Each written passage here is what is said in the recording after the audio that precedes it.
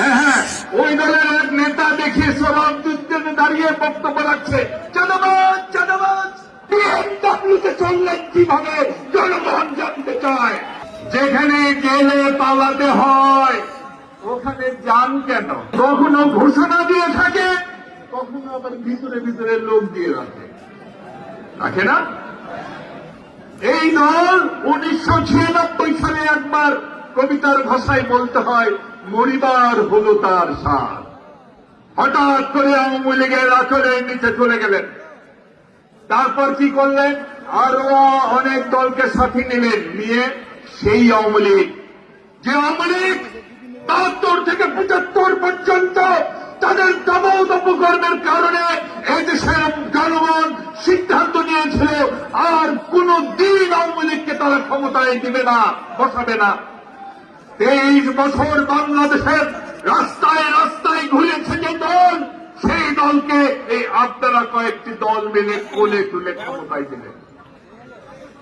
এরপর মাঝখানে 5 থেকে 7 বছর বাদ দিয়ে প্রায় 20-22 বছর ওরা দেশ চালিয়েছে, জোর করে দেশ চালিয়েছে। লাভ ক্ষতির হিসাবে আসুন, দেশের ক্ষতি হয়েছে যা, দেশ একটি আশ্রিত রাজ্যে পরিণত হয়ে গিয়েছিল। বিএনপির ক্ষতি হয়েছে, আমরা আমাদের অনেক ভাইকে হারিয়েছি, আমাদের অনেক ভাই গুম হয়ে গেছে, অনেক বোনকে হারিয়েছে, আমাদের নেত্রী বছরের পর বছর জেল খেটেছেন, আমাদের নেতা জনাব তারেক রহমান অনেক মিথ্যা মামলায় সাজা পেয়েছেন, ওনার ইনোসেন্ট স্ত্রী যিনি রাজনীতি করেন না তাকেও সাজা পেতে হয়েছে। আর আমাদের কথা না হয় বাদই গেলাম, জীবনের কত স্বর্ণোজ্জ্বল দিন আমাদের জেলখানার অন্ধকারে চলে গেছে। এগুলো তো আমাদের ক্ষতি, কিন্তু আপনাদের ক্ষতি হয় নাই। নিজেদের দিকে তাকিয়ে দেখেন, প্রথম সারির নেতা বলতে যাদের আমরা চিনতাম সব উইকেট পড়ে গেছে, ফাঁসিতে ঝুলিয়ে দিয়েছে।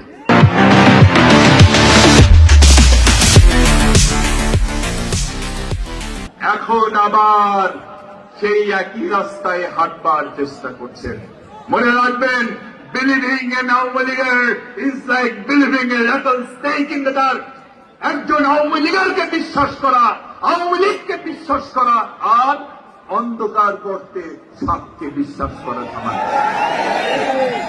আর শেষ করবো আরেকটি দল, ওদেরও আবার বলি, আপনারা আবার যদি ওই একই রাস্তায় হাঁটেন, এই যে এইখানে দাঁড়িয়ে আমি কাগজে লিখে দেবো আপনার পরিণতি, আপনাদের অপেক্ষামান পরিণতির কথা, সময় মতো হিসাব নিকাশ মিলিয়ে দেখবেন ঠিক বলে। ভাই আমার আরেকটি দল, সেদিন দেখি সেই দলের নেতা, কি নাম কি ওটা? হ্যাঁ হ্যাঁ, ওই দলের এক নেতা দেখিয়ে সবার দুর্জনে দাঁড়িয়ে বক্তব্য রাখছে, চাঁদাবাজ চাঁদাবাজ। কারে চাঁদাবাজ বলেন? কাকে চাঁদাবাজ বলেন আপনারা? আমি ঠিক বুঝতে পারিনি। কদিন পর ওই দলের নেতা এবং নেত্রীরা ওই তাদের দিকেই আঙ্গুল তুলে বলছে এরা হচ্ছে বিশ্ব চাঁদাবাজ। আমরা তো বলি নাই ভাই, ওরা তো আপনাদের ঘরেরই লোক, ঘরের খবর ওরা অনেক বেশি। আরো বলেছে, আগে নাকি আপনারা রিক্সায় চড়তেন, এখন দামি গাড়িতে চড়েন। এই যে এখানে আমাদের অনেক ভাইয়েরা আছে, অনেক বোনেরা আছে, আন্দোলনে ছিলেন, সেই শেষ দিনের আন্দোলনগুলো তো ছিলেন, অনেকের গায়ে রাবার বলে গেছে। এই যে এখানে আমাদের অনেক শহীদ পরিবার আছে, এক শহীদের বাবা এখানে দাঁড়িয়ে দাঁড়িয়ে কাঁদবেন, ওই কারোরিতে কোনো উন্নতি হয় নাই। আপনারা রিক্সা থেকে বিএমডব্লিউতে চললেন কিভাবে জনগণ জানতে চায়। আরেকটি শেষ করছে, আরেকটি নেতা ওই যে দাঁড়িয়ে দাঁড়িয়ে বক্তব্য দেয়, চোখ বড় বড় করে। মনে হয় কি এই মাত্র মনে হয় চিড়িয়াখানা থেকে বাঘটি পাহারাদারের ভুলের কারণে এসে হাজির হয়েছে। বাঘের মতো বক্তব্য দেন, আবার দেখি বিড়ালের মতো আর্মি কনভয়ের মধ্যে গিয়ে ওঠে। যেখানে গেলে পালাতে হয় ওখানে যান কেন? গেলে সেইভাবেই যেতে হয়।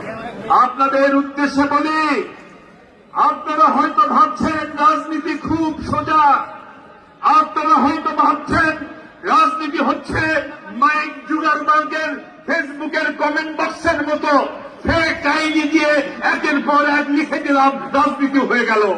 আসলে তা নয় রে ভাই, রাজনীতি অনেক জটিল। হিসাব করে কথা বলতে হয় আর হিসাব করে পা ফেলতে হয়। শহীদ জিয়া অমর হোক, দেশে বেগম খালেদা জিন্দাবাদ, বাংলাদেশের অহংকার তারেক রহমান জিন্দাবাদ।